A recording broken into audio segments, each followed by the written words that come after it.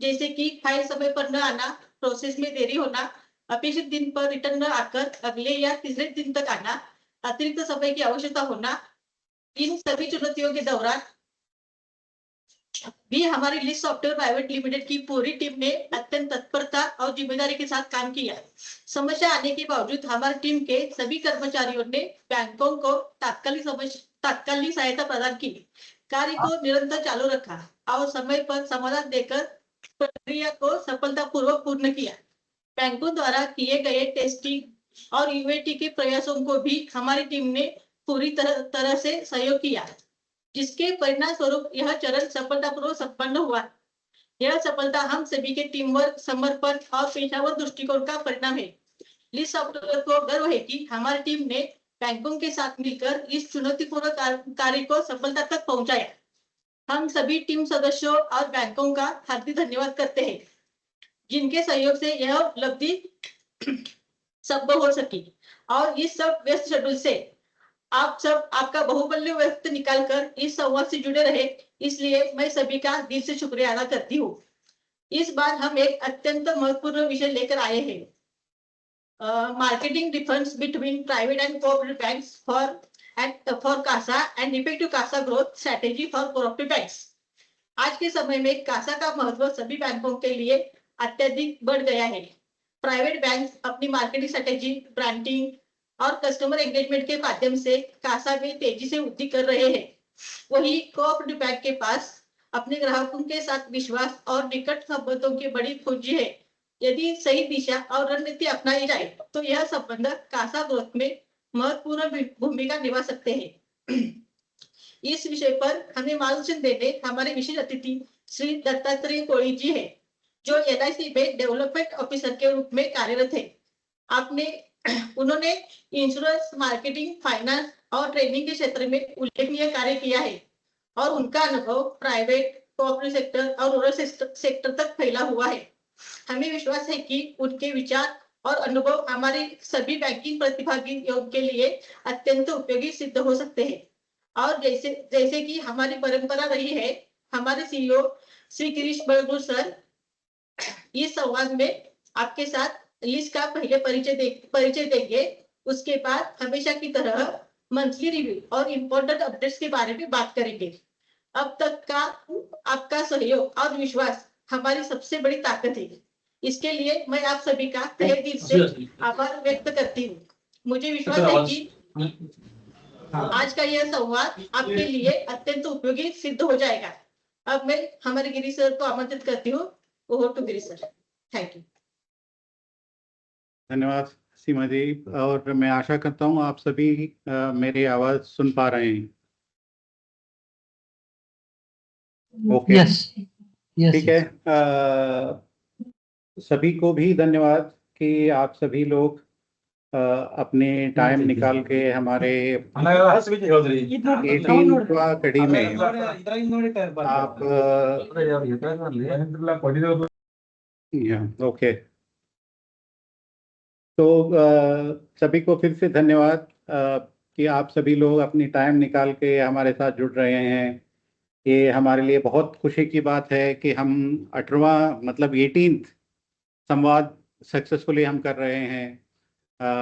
हमारे लिए ये बहुत इम्पॉर्टेंट है कि हम ये चीज़ों को हम आगे लेके जा रहे हैं। और हम देख सकते हैं कि ये सारा जो संवाद के सेशंस है आपके उपयोग बनाने के लिए हम ये करते हैं। तो मैं हर बार की तरह इस बार भी अपनी बात को रखने के लिए एक छोटा सा प्रेजेंटेशन बनाया हूँ और उसको मैं शेयर करूँगा। तो आप लोग बताओ कि मेरे स्क्रीन आप देख पा रहे हो या नहीं।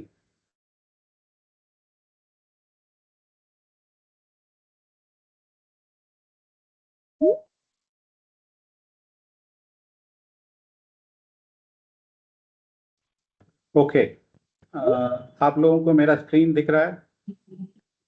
हाँ, दिख रहा है। ओके, तो सबको फिर से सहर्ष स्वागत। हम 18वीं कड़ी में हैं संवाद में, और मैं स्पेशल थैंक्स एक्सटेंड करना चाहूँगा जो हमारे नॉन लिस्ट के कस्टमर्स हैं, उन सभी को बहुत धन्यवाद कि वो अपनी टाइम निकाल के लिस्ट के संवाद में वो ज्वाइन किए हैं। और इस बार का मेरी तरफ से पहला स्पेशल आइटम है कि हम अपनी जो कुटुंब है और बड़ा बना रहे हैं। और हमने इस साल के लिए 15 इंटर्न्स को लिया है और ये 15 इंटर्न्स हमारे साथ काम करेंगे। ये सारे आगे जाके एक साल में इंजीनियर्स बनेंगे। सारे सांगली के हैं, सांगली के इन एंड अराउंड। और ये हमारा कोशिश है कि हम यहाँ के हैं, हमें यहाँ के ही लोगों को लेना है। ये जो artificial intelligence, machine learning, computer science के जो डिग्री कर रहे हैं, उन्हीं को ये सारा चीज फेमिलियर किया जाए। हमारे बहुत सारे कस्टमर्स सदर्न महाराष्ट्र और नॉर्दर्न कर्नाटका में जो हैं, उनके लिए अपने लोगों का ही टच ज़्यादा रहे। हम कहीं और के लोगों को लेके आए और उनको इधर फेमिलियराइज कराए, उससे अच्छा है यही के लोग जो पढ़ रहे हैं, जो बहुत ब्राइट है और नए चीज़ों को करने की कोशिश करते हैं और हमारे साथ जुड़ना चाहते हैं, उन जैसे एकेडमिक्स को, उन जैसे इंस्टीट्यूशन के साथ हम काम करते हैं। और इस साल का जो इंटर्न्स जो आप देख पा रहे हो मेरे स्क्रीन में, जो 15 लोग हैं, ये बहुत बड़ी मतलब 200 लोगों में ये 15 लोगों को हमने चूज किया है। सभी इंटर्न्स को एक एंट्रेंस एग्जाम्स हम देते हैं, स्क्रूटिनाइजेशन करते हैं, देखते हैं कि वो हमारे बात सही तरीके से कर पाएंगे या नहीं। ये सब चेक करके हम लोग कोशिश करते हैं कि हमें वो लोग हमें इंटर्न जैसा मिले जो हमारे साथ काम करना चाहते हैं, इधर ही रहना चाहते हैं, इधर ही बड़े होने चाहते हैं और वो लोग हमें आसानी से समझ पाए और आगे चल के हमारे जो लेगेसी है उसको कंटिन्यू कर पाए। तो मैं चाहूँगा कि सारे लोग जो इस संवाद में जुड़े हैं उनको हार्दिक शुभकामनाएं दें।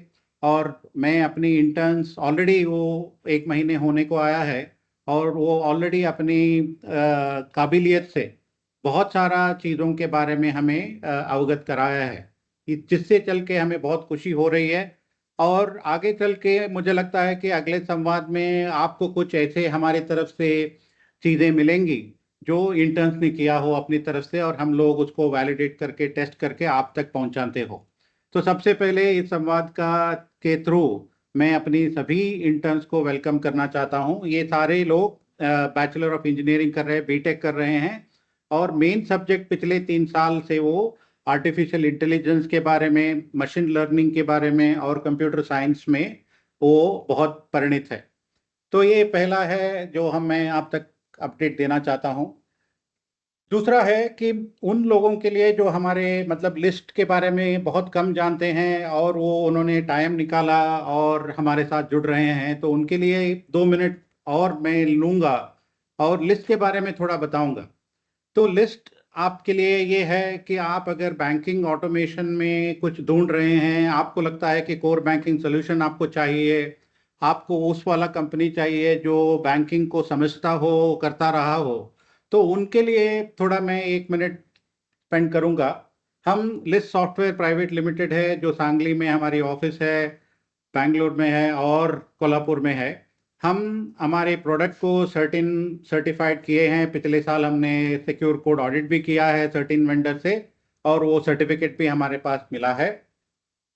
एज ए कंपनी हम लोग ISO 9001 2015 सर्टिफाइड है।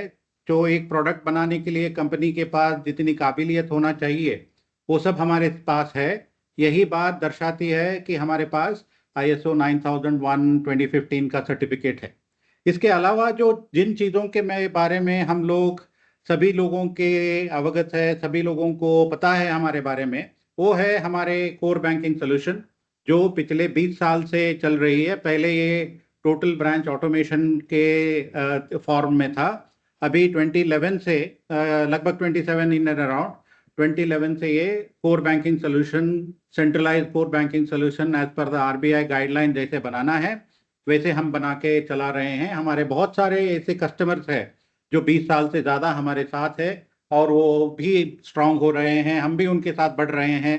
और हम चाहेंगे कि और ऐसे हमारे कस्टमर्स हो जो हमारे साथ जुड़े हों और वो आगे चलते रहे हों। तो हमारे लिए कोर बैंकिंग सोल्यूशन जो हम कस्टोडियन के नाम से जानते हैं ये हमारे लिए बहुत महत्वपूर्ण है।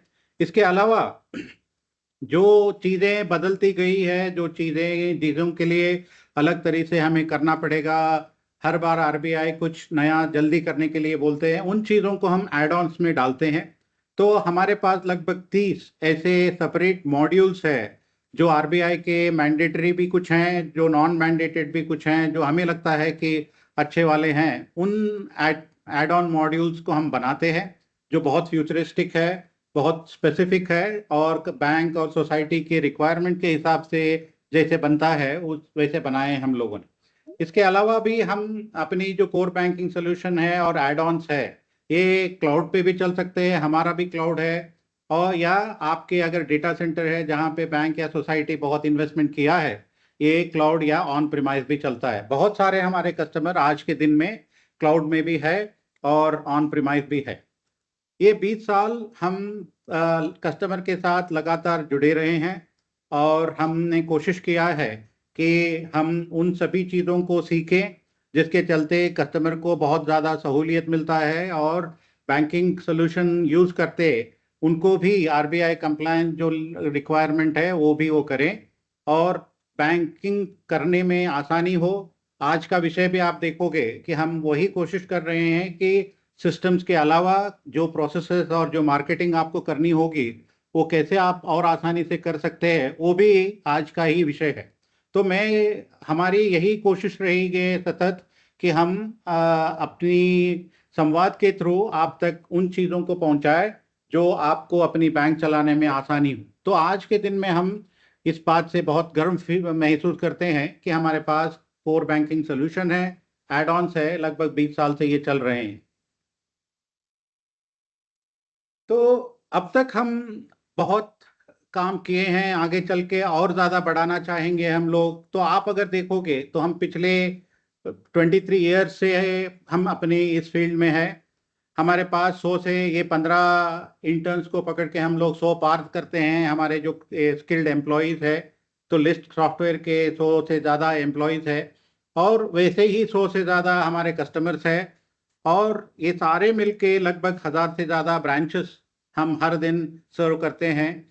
30 से ज़्यादा हमारे एड ऑन मॉड्यूल्स है और ये सारा सब कुछ किया जा रहा है। आप भी जानते हैं बैंक्स इसलिए खोले जाते हैं तब तक जब हम लोग टायर 2 टायर 3 सिटी के जो सिटीजन्स है, जो हमारे लोग हैं, उन तक हम पहुंच पाए। तो फाइनेंशियल इंक्लूजन के बारे में बात करेंगे, कितने लोगों को हमारे सिस्टम से उपयोग मिल रहा है। तो लगभग 25 लाख लोग हमारे कस्टमर्स है, बैंक के कस्टमर है, क्रेडिट सोसाइटी के कस्टमर है और ये सारा बैंक्स और सोसाइटीज मिलके लगभग 20,000 करोड़ रुपए के ट्रांजैक्शन मैनेज करते हैं। तो ये हमें बहुत गर्व की बात है कि हम इतने बड़े कंट्रीब्यूशन कोऑपरेटिव सेक्टर में दे रहे हैं। आप अगर देखोगे थोड़ा कोर बैंकिंग सोल्यूशन हमारा कैसा दिखता है और क्या है, तो आप देख पाओगे कि हम सारे चैनल्स के थ्रू अपनी सर्विसेज पहुंचाते हैं, चाहे वो ब्रांच हो, एटीएम हो, मोबाइल हो, इंटरनेट हो, आईवीआर हो, पॉइंट ऑफ सेल हो या जो एजेंसी हो। इन सभी चैनल्स के थ्रू आपको जो सिस्टम्स चाहिए आपके कस्टमर तक पहुंचने के लिए, वो सब हमारे पास है और कस्टोडियन के पार्ट है। ये बाकी चीज़ों को इंटरफेस करने के लिए, इंटीग्रेशन करने के लिए, साथ में काम करने के लिए जो भी हमारे तरफ से सिस्टम्स लगेंगे, सॉफ्टवेयर लगेगा, वो हमने काम किया है। हम मार्केट में जितने भी स्विचेस हैं उन सभी के साथ इंटीग्रेट कर सकते हैं। हमारे पास एडॉप्टर्स हैं, इसके चलते चाहे वो सर्वत्र हो, मैक्सिमस हो, एफआईएस हो, फिनेक्स हो या कोई भी और स्विचिंग सॉफ्टवेयर हो जो एनपीसीआई के हिसाब से चलते हैं, उन सभी स्विचिंग सॉफ्टवेयर के साथ हमारा सॉफ्टवेयर भी काम करता है। और वैसे ही एनपीसीआई के साथ जो भी पेमेंट्स होंगे, एनईएफटी हो, आईएमपीएस हो, आरटीजीएस हो, ये भी होते हैं। इसके अलावा भी बहुत सारे हमारे पार्टनर्स चाहते हैं कि हम उनको अपनी सर्विसेज को एपीआई के माध्यम से दे, तो हम बहुत लगभग 300 हमारे पास एपीआईज है जिसके ऊपर हमने काम किया है, चाहे वो ओपन एपीआई हो या पेमेंट रिलेटेड एपीआई हो या कोई भी और एपीआई। तो ये हमारा इंटरफेस लेयर है। और जो कोर बैंकिंग हमारी सोल्यूशन है वो हेड ऑफिस, पॉलिसी एडमिनिस्ट्रेशन और ब्रांच ऑपरेशन 3 मॉड्यूल में बाइफरकेटेड है। आप को पढ़ने के लिए थोड़ा मुश्किल रहेगा, बहुत सारा टेक्स्ट हमने डाला है। इसके बाद हम लोग आपको ये प्रेजेंटेशन शेयर भी करेंगे, तो आप समझ सकते हैं कि हमारे पास कोर मॉड्यूल्स है जो हेड ऑफिस, पॉलिसी एडमिनिस्ट्रेशन और ब्रांच ऑपरेशन पे है। और ये सारे हमने पिछले 20 साल में डेवलप किया है, आगे चल के इनको एनहांसमेंट करते रहेंगे। इनके अलावा हमारे जो निश प्रोडक्ट है, स्पेसिफिक चीज़ें हो, चाहे वो एंटी मनी लॉन्ड्रिंग की हो या चेक ट्रंकेशन सिस्टम के हो, ये सभी चीज़ों को भी हमने ऐड ऑन करके बनाते हैं, हम आगे चल के भी बनाते रहेंगे। इसके अलावा हम बहुत सारे लोगों के साथ उनके प्रोडक्ट्स को आप तक पहुंचाने में जो लगेगा उसके ऊपर भी काम करते हैं, चाहे वो आपको क्लाउड चाहिए या कुछ और डेटाबेसेस चाहिए, कुछ और सॉफ्टवेयर चाहिए, कुछ और प्रोडक्ट्स चाहिए, तो हम पार्टनर को सिलेक्ट करते हैं और पार्टनर के थ्रू जो भी बनता है वो हम आप तक लेके आते हैं। तो ये था मेरा तरफ से थोड़ा सा छोटा सा लिस्ट की तरफ का इंट्रोडक्शन। जो हमारे लिस्ट के कस्टमर है हमें जानते हैं 20 साल से, तो उनके लिए नहीं, बट जो नए लोग हमसे जुड़ रहे हैं, हमारे पास हमारे बारे में ज़्यादा जानते हैं, जानने की कोशिश कर रहे हैं, ये उनके लिए है। तो अभी हम आगे बढ़ते हैं इस महीने का हाईलाइट से, मतलब हमने पिछले इस महीने क्या करेंगे करके बताया था और उसके वो कितने हद तक हम कर पाए। तो हर महीने की तरह हम लोग इस बार भी पिछले महीने हमने क्या किया इसका अपडेट हम सभी को देते हैं, और आने वाले महीने में आप हमसे क्या उम्मीद रख सकते हैं उसके बारे में भी बात करेंगे। पहला है कस्टमर के लिए, मतलब आप लोगों के लिए क्या है इस महीने। तो मुझे बहुत सारा खुशी होती है कि बहुत सारे मॉड्यूल्स, एडिशनल प्रोडक्ट्स, नए चीज़ों के बारे में हम आज के दिन में बात कर सकते हैं। और इसके बारे में और थोड़ा ज़्यादा जानकारी देने के लिए कस्टमर डिलाइट के जो लीड हैं, हमारे जो रिलेशनशिप मैनेजर है, हमारा जो सेल्स मैनेजर है जो SSK जी हैं, इसके बारे में थोड़ा बात करेंगे। तो SSK जी आप 2 मिनट में बता सकते हैं। Yes, good afternoon.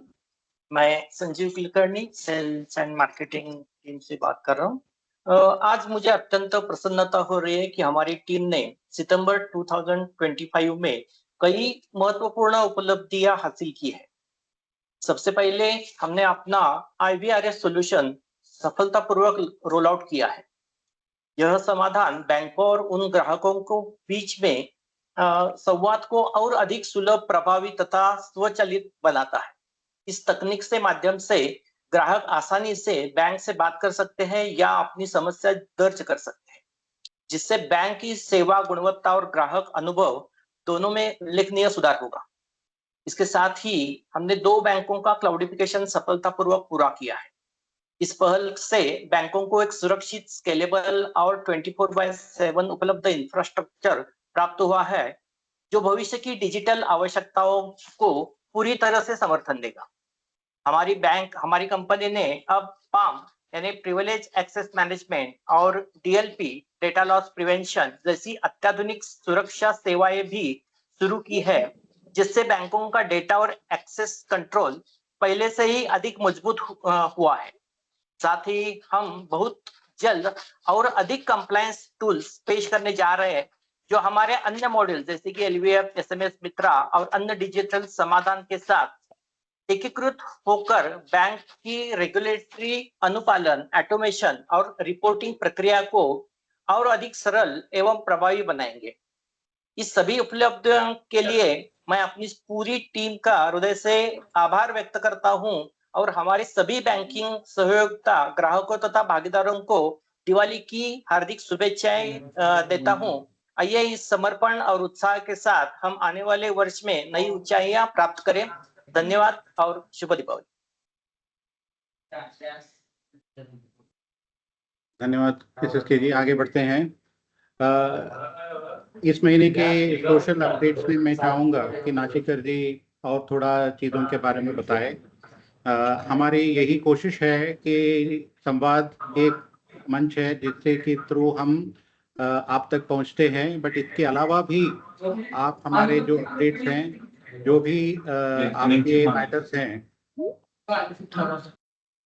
तो उनको भी आप अगर अपडेट हमसे लेना चाहेंगे तो हम सारे सोशल मीडिया में है। पिछले महीने हम लोग यूट्यूब में भी आ गए हैं, जिसके बारे में नाचिकेता जी बात करेंगे।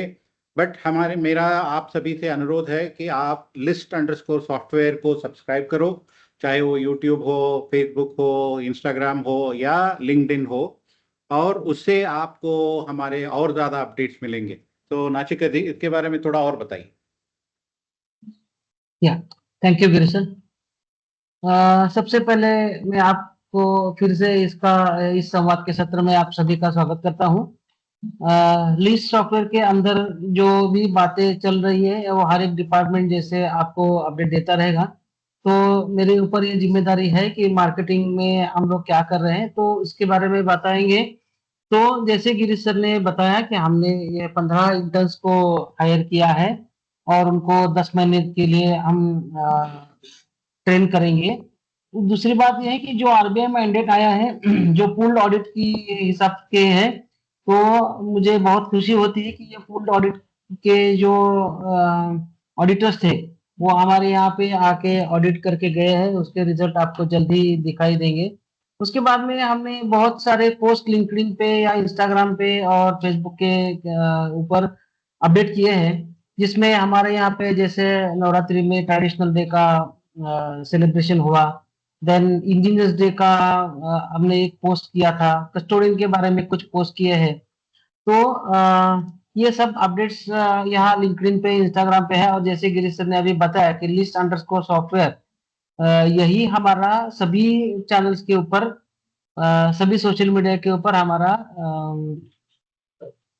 ये है हैंडल है। सॉरी, थोड़ा सा मैं हैंडल है। तो आप सभी को मैं फिर से एक बार इस माध्यम से निवेदन करता हूं कि आप सभी लोग इस चैनल्स को सब्सक्राइब कीजिए और पोस्ट जो है वो लाइक कीजिए, रिपोस्ट कीजिए, ताकि हमारे बारे में आप सभी लोग जान पाएंगे।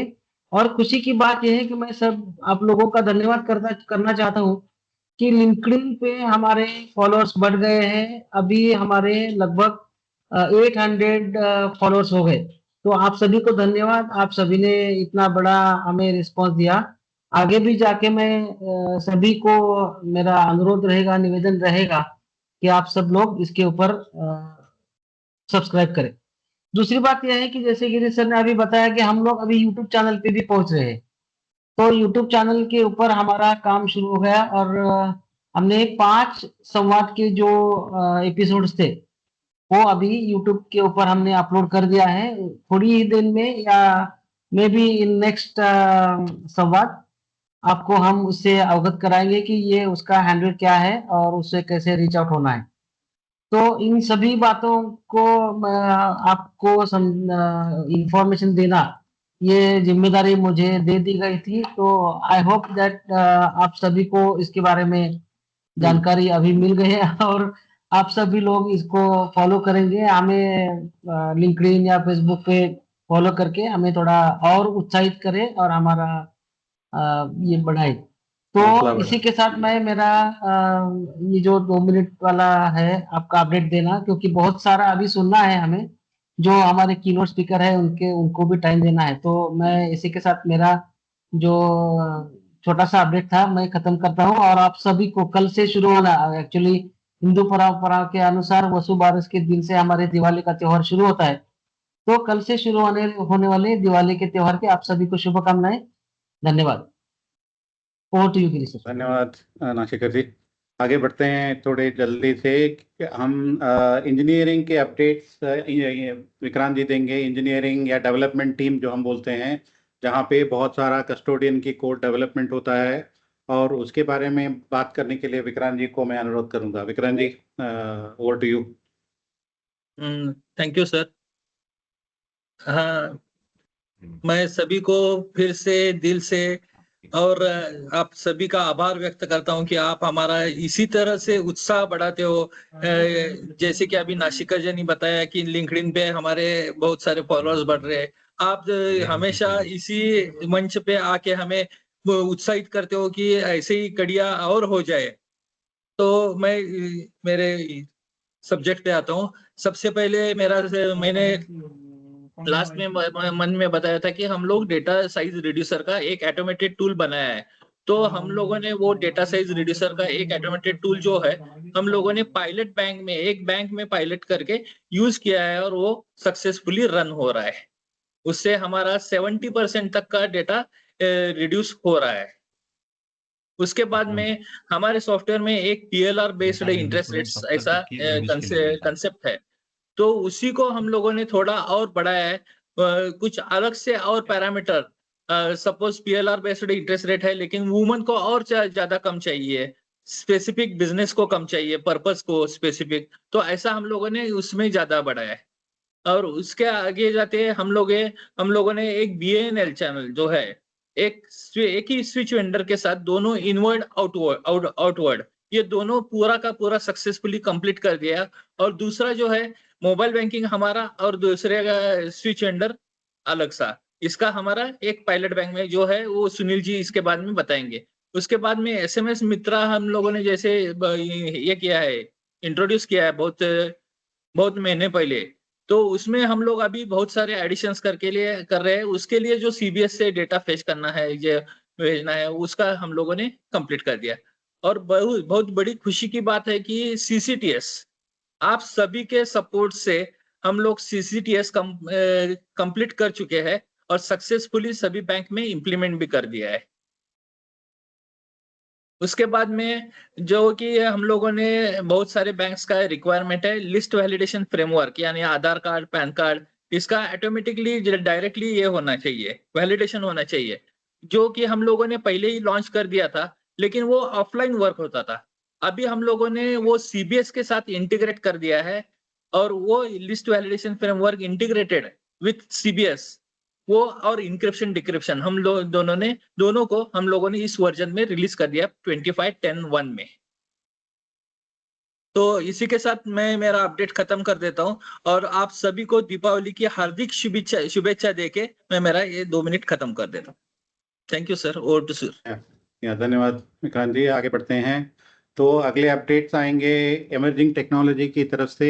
आप सभी जानते हैं कि इमर्जिंग टेक्नोलॉजी हमारे लिए और आपके लिए बहुत इंपॉर्टेंट रोल प्ले करती है, और हम चाहेंगे कि इमर्जिंग टेक्नोलॉजी का डिपार्टमेंट और भी स्ट्रांग बने, ताकि हमें जो नया टेक्नोलॉजी हो, चाहे वो, मैं आगे चल के बात करूंगा थोड़ा सा एआई और एमएल के बारे में, बट बाकी सब अपडेट सुनील जी देंगे एमटेक की तरफ से।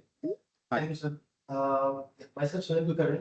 I'm handling emerging technology department as MTech team. So now I will be presenting last month and upcoming month what we done and what we are doing.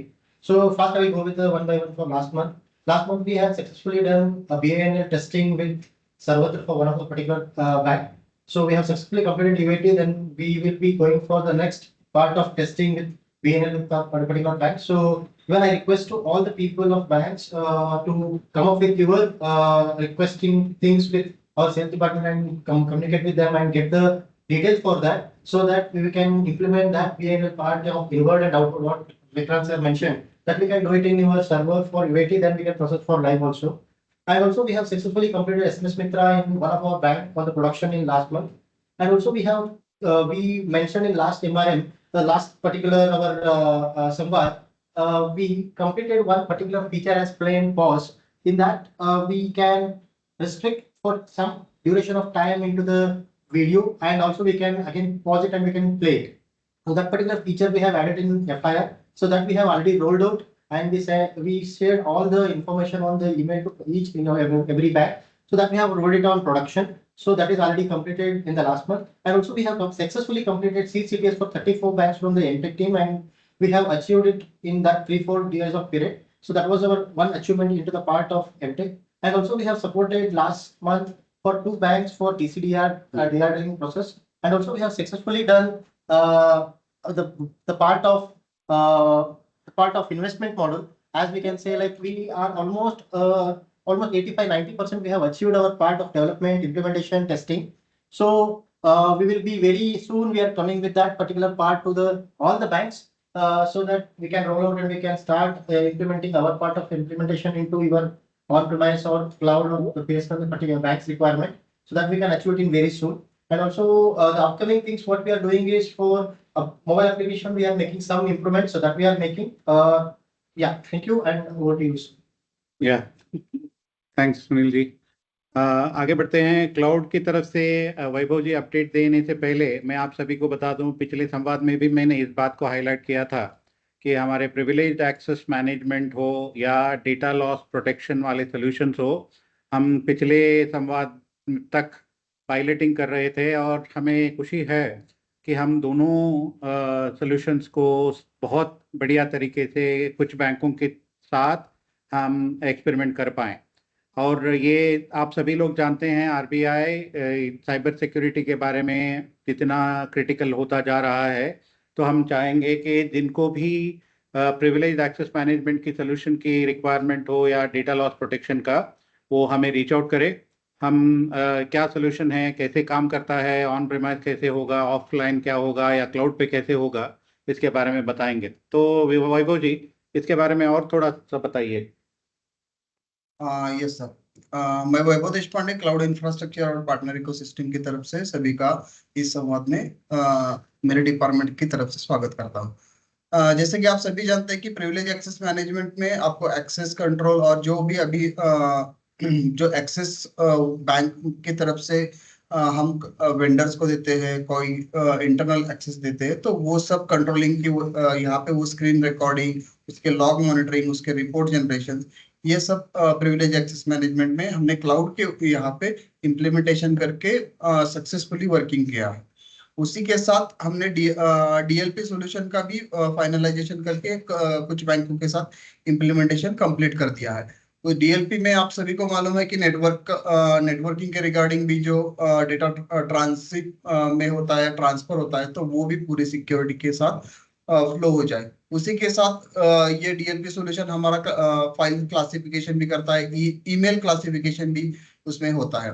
जैसे कि आप सभी जानते हैं कि ईमेल से भी बहुत सा डेटा हम लीकेज हो सकता है, तो उसके रिगार्डिंग हम वो थ्रेड्स से लगा सकते हैं। जैसे कि हमारा सेंसिटिव इंफॉर्मेशन होता है, पैन नंबर, आधार नंबर और बाकी के अदर्स, जैसे कोई अमाउंट के रिगार्डिंग बहुत सारी इंफॉर्मेशन होती है, इस टाइप की इंफॉर्मेशन हमारी लीक ना हो जाए, तो ये सब डीएलपी के तरफ से प्रिवेंट हो जाता है। उसी के साथ फाइल शेयरिंग, कोई एक फाइल दूसरी जगह पे कोई शेयर कर रहा है, तो वो भी हम डीएलपी के साथ ब्लॉक कर सकते हैं। इसी के साथ स्क्रीन कंट्रोल्स भी उसके साथ वर्किंग में होता है। स्क्रीन कंट्रोल्स में से कोई हम स्क्रीन का स्नैपशॉट्स वगैरह, ये जब सब थिंग्स होते हैं, वो सब हम ब्लॉक कर सकते हैं। इस तरीके से और भी 12-13 टोटल इसमें से फंक्शनल्स है कि जो डेटा लीकेज प्रिवेंशन की तरफ से वर्कआउट होते हैं, और ये हमने ऑलरेडी सक्सेसफुली हमारे क्लाउड इंफ्रास्ट्रक्चर पे इम्प्लीमेंट करके लिया है, और ये सभी कस्टमर्स को अभी हमारे पैम और डीएलपी के सॉल्यूशंस अवेलेबल है यूज करने के लिए। तो एट इजी हम ये सभी के आपके सर्वर्स का एक्सेस कंट्रोल कर सकते हैं, और ये सब सिक्योरिटी हम लगा सकते हैं। उसी के साथ पैच मैनेजमेंट के रिगार्डिंग भी हम वर्किंग लगभग हमारा फाइनलाइजेशन हुआ है, और नेक्स्ट मंथ में हम पैच मैनेजमेंट के रिगार्डिंग भी आप सभी को ये क्लाउड पे हमारे इम्प्लीमेंट करके आप सभी को अपडेट देंगे। इसी के साथ हमने रिसेंटली हम नए वाले 3 बैंक के क्लाउडिफिकेशन के ऊपर वर्किंग कर रहे हैं। हमें लगता है कि नेक्स्ट संवाद तक हम आपको और भी हमारे क्लाउडिफिकेशन में हमारे कुछ पार्टनर्स जो ऐड होंगे, तो वो भी हम आपको गुड न्यूज दे सकेंगे। तो थैंक यू और हैप्पी दिवाली सभी को। Over to Girish sir. Sir आप म्यूट पे है। या धन्यवाद वैभव जी। तो हमारी तरफ से लास्ट अपडेट रहेगा सपोर्ट के बारे में, जो हम चाहते हैं कि सपोर्ट के रिलेटेड सारे मामले सॉर्ट आउट हो। जो वर्जन अपग्रेड करना चाहते हैं हमारे कस्टमर्स, उनको अपग्रेड कर ले। और अपग्रेडेशन के प्रोसेस में बहुत ज़्यादा दिक्कतें ना हो, इसके लिए हम लोग क्या कर रहे हैं इसके बारे में दयानंद जी बताएंगे। हाँ दयानंद जी। हाँ सर, मेरी आवाज आ रही है? हाँ जी। हाँ सर, मैं दयानंद लौटे, प्रोडक्ट इम्प्लीमेंटेशन सपोर्ट से बात कर रहा हूँ। अभी सभी को पता है कि जैसे मैंने लास्ट संवाद में भी बताया था कि हमने हमारा जो 25.4.1 वर्जन जो है वो बहुत से बैंकों में रोल आउट किया है, और मुझे खुशी है कि हमने ये सक्सेसफुली हुआ है और बहुत ही सक्सेसफुल हुआ है। ऐसा मैं क्यों बात कर रहा हूँ, क्योंकि अभी सभी को पता है कि वर्जन डालने के बाद जो इश्यूज आते हैं उसके हमने रिकवर किया है, और ऑलमोस्ट हमने 90-95% उसका कवरेज कंप्लीट किया है। तो मुझे आशा है कि आप सब लोग बैंक्स में या हमारा जो वर्जन है वो आगे भी रोल आउट करें, और आपको ये सुविधा मिले जो हमने चेंजेस बनाए हैं, कंप्लायंस के लिए बनाए हैं, रिपोर्ट्स के रिलेटेड है, कस्टमाइजेशन के रिलेटेड है, वो आपके पास पहुंचे, ये हमारी आशा है। तो अभी मैं रिक्वेस्ट करूंगा कि आप ये सभी बैंकों में आप रोल आउट करके ले लें। दूसरा, जैसे मैंने अभी बताया कि CCT जो है, जो कंटिन्यूस क्लियरिंग के बारे में अभी सभी लोगों ने बात किया, सीमा जी ने भी बात किया, विक्रांत जी ने भी बात किया और सुनील जी ने भी बात किया। तो ये CCT हमारा जो चल रहा था वो हम लास्ट ईयर से काम कर रहे हैं। अभी सभी को पता है कि लास्ट ईयर में वो पोस्टपोन हो गया, 24 में आया था, 25 में जनवरी में स्टार्ट होने वाला था, फिर से वो अगस्त में आ गया, और अगस्त के बाद सितंबर में एक नया सर्कुलर आ गया। इस सिनारो आप सभी लोग जानते हैं कि क्या क्या सिनारो हो गए हैं, कितने चैलेंजेस हमें आ गए कि पहले कितने साइकिल्स होने चाहिए थे, उसके बाद 2 साइकिल में ही काम होगा, 1 साइकिल में ही काम होगा। चैलेंज हमने सभी मिलके हमने सभी ने वो सक्सेसफुल रोल आउट किया है, और सभी आपके सहयोग से हमने बहुत ही बड़े इम्प्लीमेंटेशन किया। आपको जो चाहिए कंटिन्यूस क्लीनिंग के बारे में, उसके बारे में हमने सपोर्ट दिया। और मुझे लगता है कि बैंक, मुझे जो मेरे पास इंफॉर्मेशन है, हमारी कौन सी भी बैंक OCCTS के बारे में पीछे नहीं थी, और सभी बैंकों ने वो सब CTS का यूज किया और उसका उपयोग करके वो रेगुलरली इन टाइम उनका CTS कंप्लीट किया। ठीक है, मैं ज्यादा इसके बारे में बात कर सकता हूँ, लेकिन अभी मुझे 2 मिनट है। तो ये हमने कंप्लीट किया, और मुझे धन्यवाद देना चाहता हूँ सभी बैंकों को जिन्होंने हमें सपोर्ट किया इस इम्प्लीमेंटेशन दौरान, और मैं थैंक्स बोलना चाहता हूँ। और तीसरा महत्वपूर्ण है जो हाफ ईयर एंड, जो सभी बैंकों का बहुत ही इम्पोर्टेंट रहता है। हमारे यहाँ पे जो हाफ ईयर एंड होते हैं जो 30 सितंबर का, तो ये 30 सितंबर का भी ईयर एंड सभी बैंकों में सक्सेसफुल बना, और सभी बैंकों का अच्छा लाभ हुआ होगा, ऐसा मैं आशा करता हूँ। और आपने जो सहयोग दिया है 30 सितंबर के लिए, हमें सपोर्ट किया है, उसके लिए मैं थैंक्स बोलना चाहता हूँ। ये हमारी लास्ट मंथ की अपडेट थी, और हम अगले मंथ में हम 2 बैंक्स क्लाउड पे लेके जा रहे हैं, जो माइग्रेट कर रहे हैं। ये मेरे तरफ से अपडेट है। और हमारा जो वर्जन है 25.4.1 वो मैक्सिमम बैंक्स में हम रोल आउट कर पाए, ये मुझे उम्मीद है, और मैं आशा करता हूँ कि आप सब लोग ये वर्जन रोल आउट कर लेंगे। Thank you. और मैं सभी को मैं बताना चाहता हूँ कि मेरी तरफ से, मेरी डिपार्टमेंट तरफ से, लिस्ट तरफ से सभी को शुभ दीपावली की शुभकामनाएं, दिवाळीच्या खूप खूप हार्दिक शुभेच्छा तुम्हा सर्वांना। Thank you sir. Thanks Dayanand ji. बहुत जल्द ही हम लोग अगले महीने में आप सभी को के हमारे से क्या उम्मीद कर सकते हैं इसके बारे में बात कर लेते हैं। एक ऐसा चीज़ है जिसके बारे में मैं डेफिनेटली बात करना चाहूँगा, वो रहेगा artificial intelligence and machine learning. इसमें बहुत ज़्यादा योगदान हमारे इंटर्न्स का होने वाला है, ये हमारे लिए बहुत अच्छी बात है। उन्होंने 3 साल इन दोनों सब्जेक्ट्स पे काम किया है, पढ़ा है।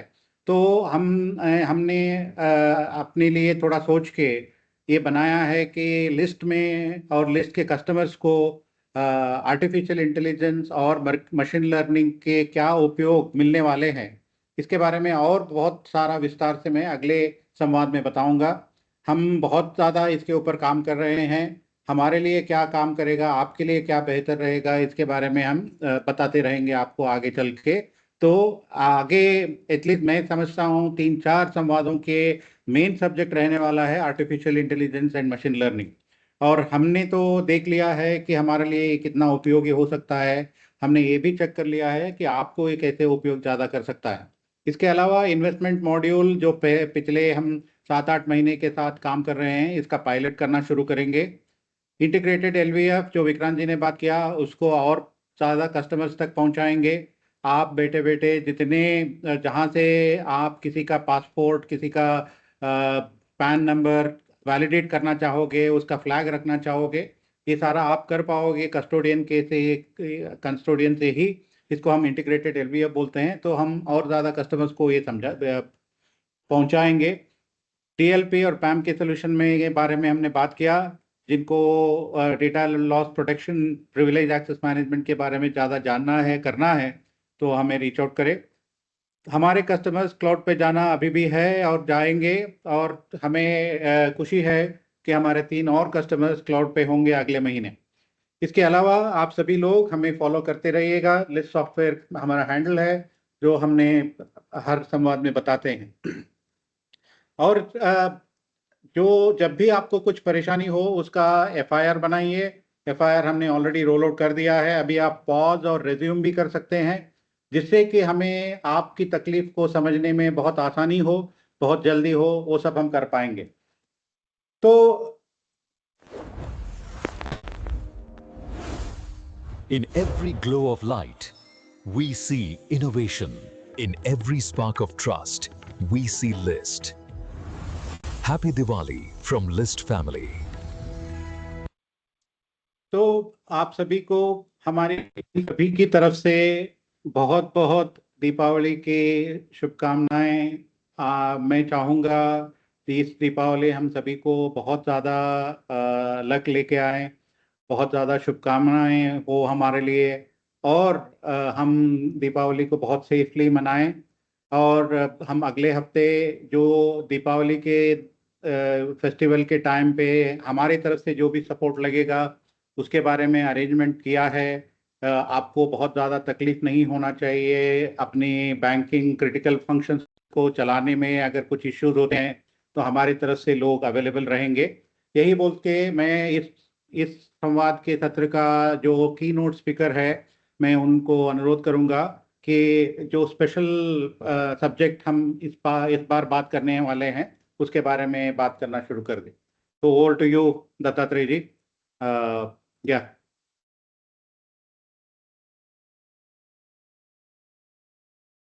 आप अनम्यूट करके बात कीजिए please. Yes, hello, good evening everyone. Hope मेरा आवाज आपके पास पहुंचता होगा लाउड एंड क्लियर। हाँ जी। Yes yes, myself Dattatreya Kohli. मैं LIC में विकास अधिकारी हूँ, इचलकरंजी ब्रांच, इचलकरंजी में हूँ मैं। और मुझे बहुत खुशी हो रही है कि आप जैसे बैंकर से और मेरे एक्स कंपनी मेरी जो थी उसके साथ में फिर से जुड़ गया हूँ इस संवाद के माध्यम से। Thank you Giri ji, thank you सब लिस्ट के स्टाफ। और जो टॉपिक हमने चूज किया है, वो टॉपिक का नाम जो है CASA, current account and saving account, जो बैंकर्स, एवरी बैंकर्स के लिए इम्पोर्टेंट रहता है। और जब ये शब्द मेरे सामने आया बहुत साल से, तब मैं चला गया 2008-9 में, क्योंकि उस वक्त पुणे में मैं HDFC बैंक में कासा अकाउंट के लिए काम करता था। मेरा काम ही था कासा अकाउंट ओपन करना, करंट अकाउंट और अपना जो सेविंग अकाउंट होता है उसके लिए काम करना, डेली कॉल करना, लोगों से बात करना। और मेरे पास 12 लोगों की टीम थी। MBA के बाद मैंने HDFC ज्वाइन किया था, तो उस वक्त 12 लोगों की टीम के साथ में ये काम कर रहा था। उसी वक्त मुझे कासा अकाउंट का इम्पोर्टेंस पता चल गया था। उसके बाद में मैं बैंकिंग सेक्टर में, कोर बैंकिंग सॉफ्टवेयर में वगैरह काम करता रहा, तो कासा अकाउंट का इम्पोर्टेंस तो और गहरा होता चला गया उसके साथ। और बहुत साल के बाद ये इस सब्जेक्ट के ऊपर मुझे बात करने का अभी चांस मिला है। एक सेकंड, मैं स्क्रीन शेयर कर देता हूँ।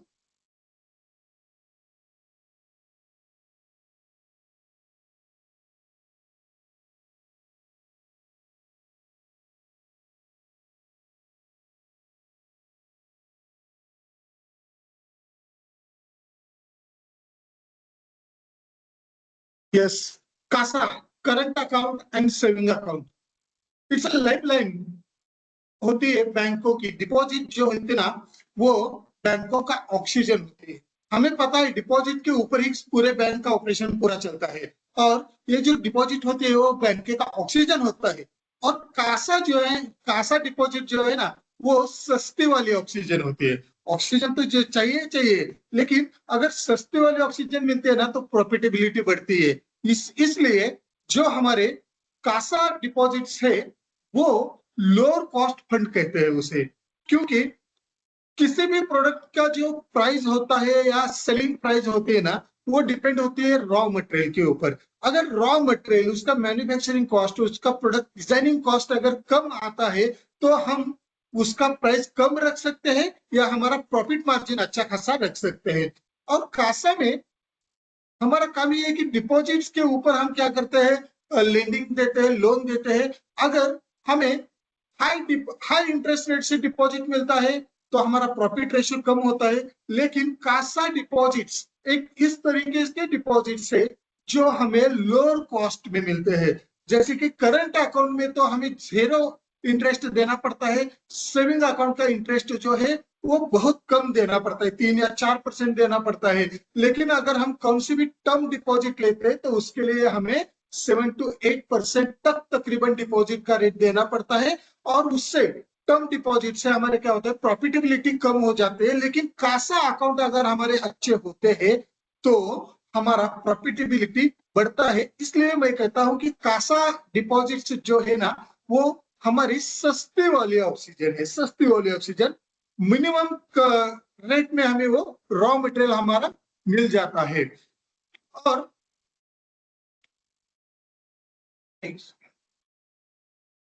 इस सेमिनार का, आज के हमारे टॉपिक का ऑब्जेक्टिव रहेगा ना, वो रहेगा अंडरस्टैंडिंग इंपॉर्टेंस ऑफ कासा। इसके ऊपर मैं ज्यादा बात करने वाला नहीं हूँ, क्योंकि कासा का इंपॉर्टेंस जो है वो आप लोगों के बैंकर्स जो है उनको अच्छा खासा मालूम है कि कासा का इंपॉर्टेंस क्या होता है। लेकिन ज्यादातर मैं बात करूंगा इसके ऊपर चैलेंजेस फॉर कोऑपरेटिव बैंक्स, इसके ऊपर हम थोड़ा सा डिस्कशन करेंगे। और मेजर डिस्कशन जो हमारा रहेगा वो रहेगा एक्शनेबल स्ट्रेटजीज क्या रहेगी इंक्रीज, कासा अकाउंट इंक्रीज करने के लिए हमारे पास एक्शनेबल स्ट्रेटजीज क्या रहेगी। क्योंकि हम तो वैसे तो बहुत सारे दिमाग में सोच सकते हैं कि हम इस तरीके से काम करेंगे, उस तरीके से काम करेंगे। अगर हम ऑनलाइन सर्च करते हैं तो ढेर सारी मार्केटिंग एक्टिविटीज हमें मिल सकती है। लेकिन एक्शनेबल स्ट्रेटजीज खूब बहुत इंपॉर्टेंट होती है। क्यों? क्योंकि उसे हम अगर इंप्लीमेंट कर सकते हैं ना, तभी तो वो स्ट्रेटजी अच्छी रहती है। नहीं तो वैसे तो ढेर सारी स्ट्रेटजीज हमें मिल सकते हैं, लेकिन सबसे बढ़िया स्ट्रेटजी वही होती है जो एक्शनेबल होती है हमारे लिए। उसके बाद हम देखेंगे कि हमारा करंट सिनेरियो क्या है। करंट सिनेरियो जो है ना अपने मार्केट में, वो ऐसा है कि प्राइवेट बैंक्स जो है वो एग्रेसिवली टारगेट कर रहे हैं कासा के लिए कस्टमर को। प्राइवेट बैंक्स जो बहुत एग्रेसिवली टारगेट करते हैं, क्योंकि जब मैं एचडीएफसी में था 2008-9 साल की बात कर रहा हूं मैं, 10-14 साल पहले की बात। उसी वक्त हमारा जो बॉस था वो प्यासा था कासा के लिए। सुबह हमें फोन करता था, आज कितने अकाउंट तुम्हारी टीम से हो गए, शाम को वो हमें बताता कि मुझे फीडबैक दो कितना कासा हो गया। यानी कासा के लिए वो बहुत पैसा था। और जब आज की समय हम देखते हैं ना, तो आज की समय में भी CASA is the most important thing in private banks. वो बहुत सीरियसली लेते हैं। लेकिन कोऑपरेटिव बैंक में क्या होता है, मैं बहुत सारे कोऑपरेटिव बैंक से भी जुड़ा हुआ हूँ, बहुत सारे कोऑपरेटिव बैंक के बैंकर से, मैनेजर से और भी स्टाफ से मैं डिस्कशन करता हूँ। कुछ चेयरमैन वगैरह मेरे कनेक्ट में रहते हैं। तो वहां पर कोऑपरेटिव बैंक का जो फोकस होता है ना, वो मेनली एडमिनिस्ट्रेशन पे होता है।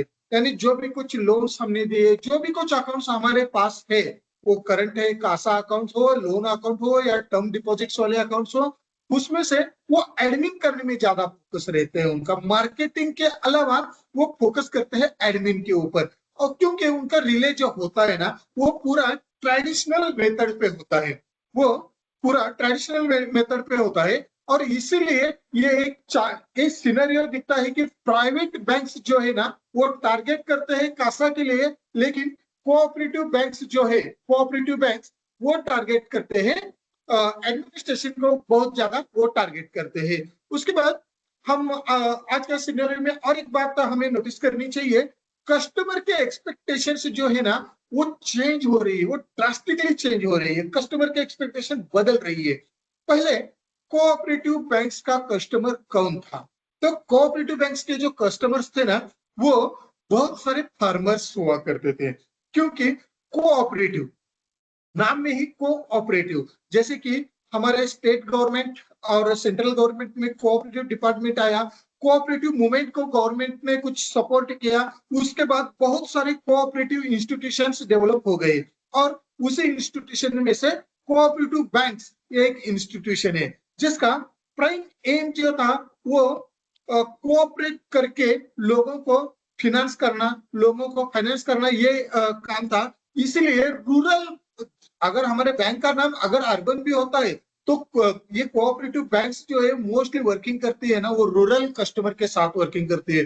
तो हमारा जो कस्टमर था वो कौन था? फार्मर्स था, छोटे व्यापारी थे, छोटे छोटे सब्जी वाले थे, छोटे इंडस्ट्रियलिस्ट थे, ठीक है। लेकिन अब क्या हो रहा है, उनकी एक्सपेक्टेशन बहुत सिंपल थी, मेरा जो भी कुछ पैसा आता है मैं बैंक में रखता हूँ, मुझे जब महीने में या 6 महीने में या जब मेरा नेक्स्ट क्रॉप लगाना है, जब मुझे कल्टीवेशन करना है उस वक्त मुझे पैसा मिलना चाहिए, तो वो बैंक में आते थे, गांव से आते थे, उनको कोई जल्दी नहीं थी। लेकिन कुछ साल से हम देख रहे हैं कि कस्टमर की एक्सपेक्टेशंस बहुत बदल रही है। क्यों बदल रही है? क्योंकि नई जनरेशन एंटर हो गई है, पुराने फार्मर्स चले गए हैं, अभी वो कुछ रिटायरमेंट के स्टेज पे है, कुछ बहुत बूढ़े हो गए हैं, लेकिन नई जनरेशन जो आ गई है ना वो स्पीडी है। उनको क्या चाहिए? तो उनको स्पीड चाहिए, तो उनके एक्सपेक्टेशन भी बदल गई है। जैसे कि हम देखते हैं, जैसे डिजिटल क्रांति, यानी मैं उसे डेटा रिवॉल्यूशन कहता हूँ, जियो ने वो जो लाया डेटा रिवॉल्यूशन, क्योंकि कुछ साल पहले हम 1 GB डेटा के लिए हम 250-300 रुपए देता था, और 1 GB डेटा जो है वो हम 28 डेज कंज्यूम करते थे। लेकिन आज के जमाने में स्पीड कितना चेंज हो गई है देखिए, आज के जमाने में हम 2 GB data per day consume कर रहे हैं, 1 GB तो हमें पूरा नहीं पड़ेगा 1 महीने के लिए, ये चेंज हो गया है।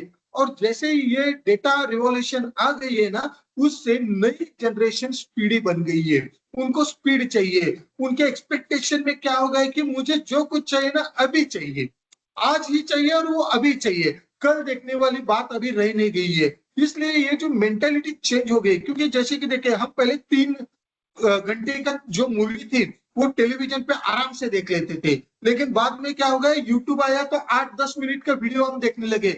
अब 1 मिनट का रील भी हम स्क्रॉल करते हैं, नहीं इंस्टाग्राम का जो 30 सेकंड का रील होता है ना, वो भी मुझे 5 सेकंड में अगर हमें अच्छा नहीं लगा तो वो पर झटके से हम स्क्रॉल करते हैं, अब जाते हैं। क्यों? क्योंकि हमें स्पीड चाहिए। ये कस्टमर की मेंटालिटी है ना वो चेंज हो रही है, ये बात हमें ध्यान में रखना चाहिए जब हम कासा के बारे में बात करेंगे।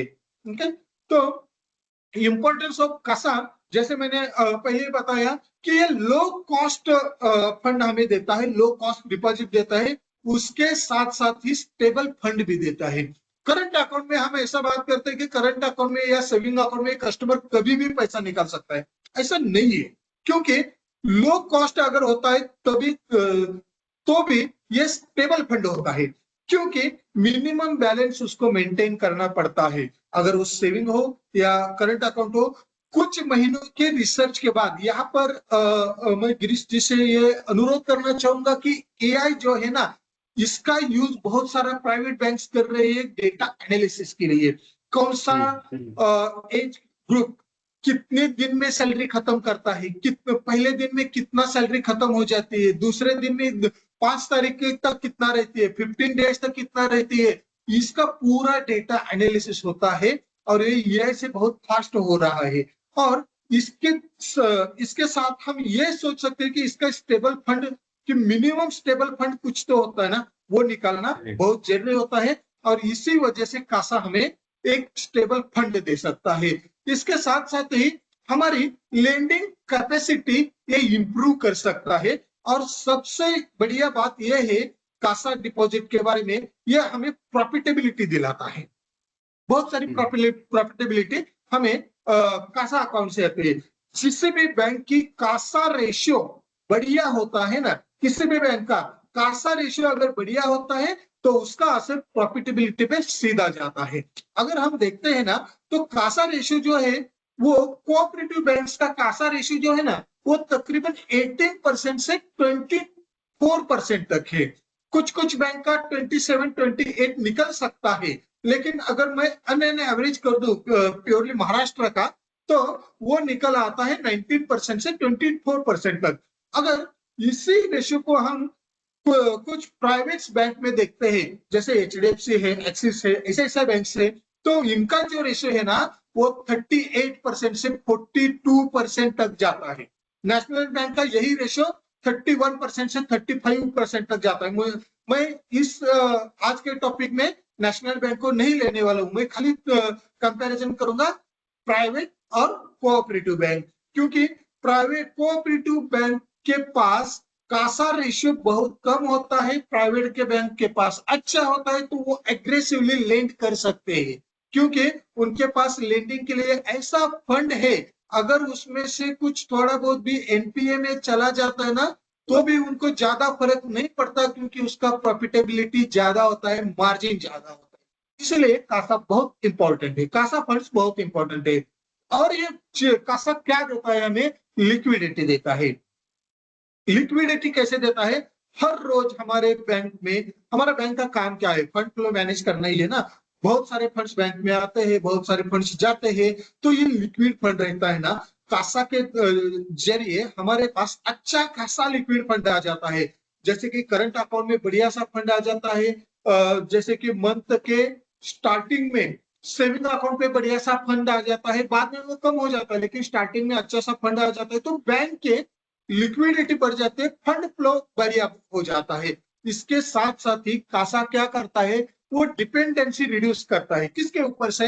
टर्म डिपॉजिट्स जो होते हैं ना, वो टर्म डिपॉजिट्स के ऊपर से डिपेंडेंसी जो हमारी होती है ना वो रिड्यूस करता है कासा। क्योंकि हम प्योरली अगर टर्म डिपॉजिट पे अगर डिपेंड रहेंगे ना तो लिक्विडिटी प्रॉब्लम आ सकती है, हमारा प्रॉफिट रेशियो घट सकता है। लेकिन अगर हमारे पास अच्छा कासा रेशियो आ गया तो ये हमारी डिपेंडेंसी कम हो जाती है। लेकिन क्या होता है, कुछ चैलेंजेस हमें फेस करने पड़ते हैं कोऑपरेटिव बैंक्स के लिए। मैंने आपको कहा कि चलिए हम कोऑपरेटिव बैंक और प्राइवेट बैंक की कंपैरिजन करता है, लेकिन मुझे भी ये मालूम है कि ये कंपैरिजन नहीं हो सकता। क्यों? कोऑपरेटिव बैंक के पास बैंक की चैलेंजेस जो है ना वो बहुत अलग है, और प्राइवेट बैंक जो है ना उसमें बहुत एग्रेसिवली आगे जा सकती है। जैसे कि पहला जो हम बात कर लेते हैं, टेक्नोलॉजिकल इंफ्रास्ट्रक्चर जो है ना वो प्राइवेट बैंक का बहुत ही बढ़िया होता है, वो बहुत ज्यादा इन्वेस्टमेंट टेक्नोलॉजी में करते हैं। लेकिन बहुत सारी कोऑपरेटिव बैंक्स आजकल के लिए लास्ट 10-12 इयर्स में ये सिनेरियो थोड़ा सा चेंज हो रहा है। लेकिन पहले कोऑपरेटिव बैंक्स का बहुत सारा पैसा जो है, बहुत सारा एक्सपेंसेस जो है वो सैलरीज पे, इंफ्रास्ट्रक्चर यानी बिल्डिंग इंफ्रास्ट्रक्चर पर जाता था। लेकिन कोऑपरेटिव बैंक से भी बेहतर प्राइवेट बैंक थे वो उसी वक्त भी, क्योंकि उनका टेक्नोलॉजिकल इंफ्रास्ट्रक्चर बहुत अच्छा था। अभी भी उनका टेक्नोलॉजिकल इंफ्रास्ट्रक्चर अच्छा है, लेकिन जैसे कि हम देखते हैं लिस्ट जैसे हमारी कंपनी है, उस कंपनी के साथ टेक्नोलॉजिकल इंफ्रास्ट्रक्चर हम बहुत बढ़िया बना सकते हैं। जो लिमिटेड इंफ्रास्ट्रक्चर था उसमें हम अच्छा खासा काम कर सकते हैं टेक्नोलॉजी के स्ट्रक्चर में। ये हमारे कोऑपरेटिव बैंक के सामने का टेक्नोलॉजिकल इंफ्रास्ट्रक्चर एक चैलेंज है, क्योंकि मैनेजमेंट को हमें मनाना पड़ता है कि technology is the most important thing in nowadays. Management जो होता है ना वो कोऑपरेटिव बैंक में बहुत सारे, अगर हम डायरेक्टर्स देखते हैं ना तो थोड़े से ट्रेडिशनल थिंकर्स होते हैं, क्योंकि वो थोड़े 45-50 एज तक जाते हैं, वो बहुत सारे पॉलिटिशियन होते हैं, तो उनका एक ही मतलब होता है कि मुझे लोगों से जुड़ना चाहिए। ओके, टेक्नोलॉजिकल चेंजेस उनको जल्दी समझ नहीं आते या वो एक्सेप्ट नहीं कर पाते। लेकिन हम बैंकर्स, बैंक के हम एडमिन है तो हमें उनको कन्विंस करना पड़ेगा। टेक्नोलॉजिकल इंफ्रास्ट्रक्चर जितना स्ट्रांग होगा उतना हमें मार्केट में स्टेबल रहना बहुत बढ़िया तरीके से आ सकता है। और उसके बाद lack of marketing and customer outreach, इसके ऊपर मैं अलग से अगले स्लाइड में बात करूंगा। मार्केटिंग और कस्टमर आउटरीच में बहुत सारे चैलेंजेस हमारे सामने आते हैं। वो एडमिनिस्ट्रेशन, स्टाफ, डायरेक्टर बॉडीज यहाँ से शुरू होती है, लेकिन ये मार्केटिंग का चैलेंज जो है ना वो बहुत सारा है, क्योंकि हम अभी भी ट्रेडिशनल वे से मार्केटिंग कर रहे हैं, उसे हम कभी मार्केटिंग बोलते ही नहीं। लेकिन प्राइवेट कंपनीज है ना, बाप रे, वो इस तरीके से अग्रेसिवली मार्केटिंग करते हैं ना कि सामने वाला हैरान हो जाता है। और उनका सबसे बढ़िया टूल जो है ना, टेक्नोलॉजी टूल नहीं है तो कस्टमर आउटरीच और मार्केटिंग ये सबसे बढ़िया टूल है, और वो सपोर्ट लेते हैं टेक्नोलॉजी की। तो इसके ऊपर हम आगे बात करेंगे। इसके साथ साथ ही urban competition from private and national bank.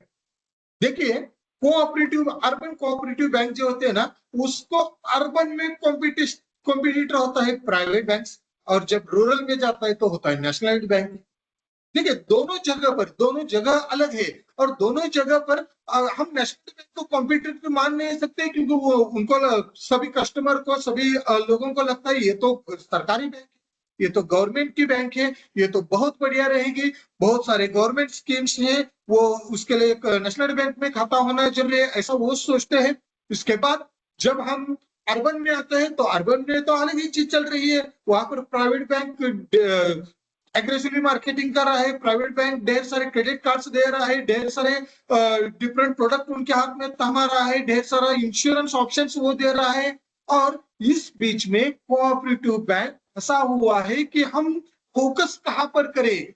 Private, हम अर्बन में जाता है तो प्राइवेट वाला है, रूरल में जाता है तो नेशनल वाला बैंक बैठा है, तो हम किस तरीके से उसको फाइट करें। तो ये भी एक बढ़िया सा चैलेंज हमारे सामने आ जाता है।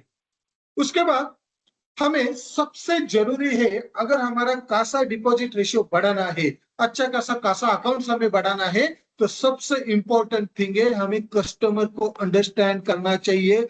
कस्टमर बदल रहा है, जैसे मेरा देश बदल रहा है ना, उसी तरीके से कस्टमर बदल रहा है। हमारे देश का हर एक आदमी कस्टमर है, और उसकी मेंटालिटी चेंज हो रहा है। कस्टमर क्या मांग रहा है अभी? कस्टमर मांग रहा है स्पीड।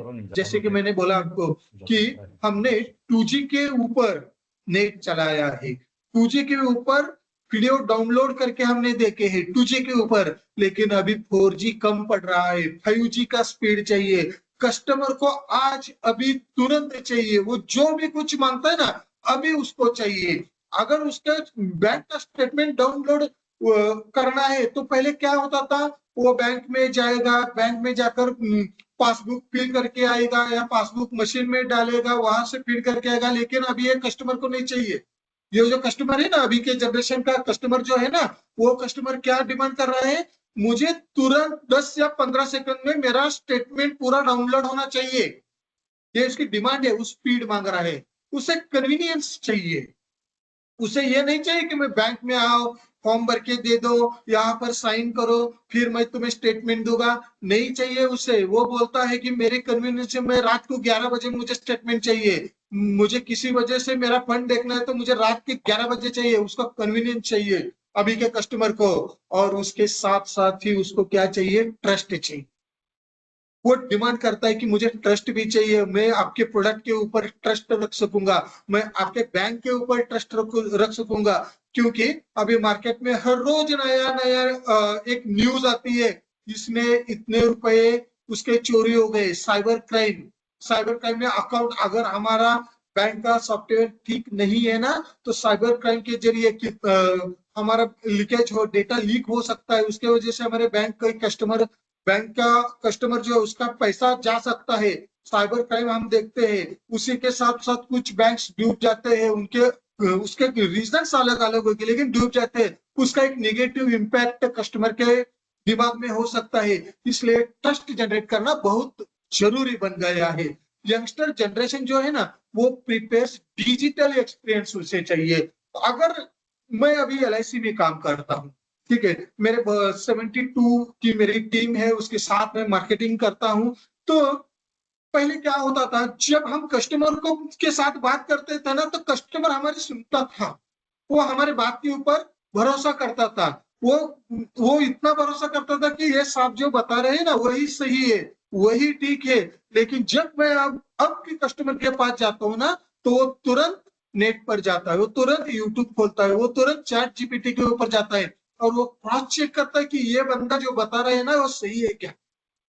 डिजिटल एक्सपीरियंस कस्टमर को चाहिए। मेरा बैंक अकाउंट अभी मैं चाहता हूँ ना, तो मैं क्या चाहिए, मेरे बैंक के पूरे डिटेल्स है ना वो मुझे मेरे हाथ में चाहिए, मेरे हाथ में चाहिए। मुझे नहीं चाहिए वो पासबुक, मुझे नहीं चाहिए वो चेकबुक, मुझे नहीं चाहिए बैंक की एंट्री। जो भी कुछ मुझे चाहिए ना वो मेरे हाथ में चाहिए। जैसे कि जियो ने बोला था कर लो दुनिया मुट्ठी में, तो ये पीढ़ी जो है, नई पीढ़ी, वो अपनी दुनिया मुट्ठी में कर रही है। वो पूरा बैंकिंग एक्सपीरियंस उसको डिजिटली चाहिए। तो हमें ये कस्टमर की सोच देखना चाहिए, इसलिए हमें ऐसे कंपनी के साथ जुड़ना चाहिए कि जिसके पास, जैसे अभी गिरीश सर जी ने बताया कि सारे प्रोडक्ट हो, उसके मुट्ठी में पूरा डेटा, उसके मुट्ठी में पूरा अकाउंट उसके आना चाहिए। इसके साथ साथ ही उसे पर्सनलाइज्ड सर्विस चाहिए। ये डेफिनेटली इंपॉर्टेंट की फैक्टर है, पर्सनलाइज्ड सर्विस। क्योंकि सबको तो सब देते हैं, लेकिन अगर मुझे कोई पर्सनल एक आध बैंक आता है, उनका कॉल आता है और वो मुझे पूछते कि hello sir, are you need this type of service, we will help you, मुझे अच्छा लगता है।